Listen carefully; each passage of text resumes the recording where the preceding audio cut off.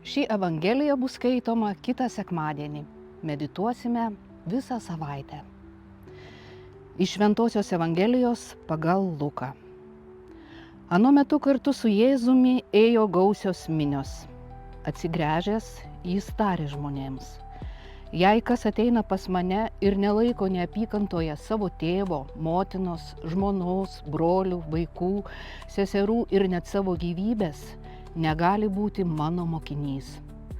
Kas neneša savo kryžiaus ir neseka manimi, negali būti mano mokinys.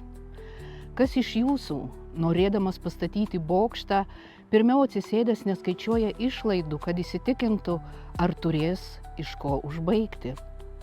Kad kartais padėjus pamatą ir nebaigus, žmonės matydami nesišaipytų iš jo ir nesakytų: šitas žmogus pradėjo statyti ir neįstengia baigti.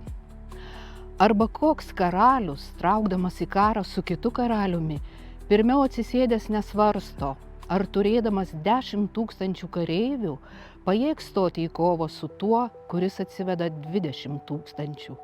Jei ne, tai anam dar toli esant siunčia pasiuntinius tartis dėl taikos.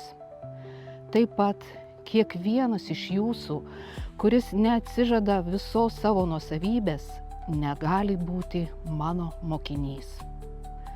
Tai viešpaties žodis.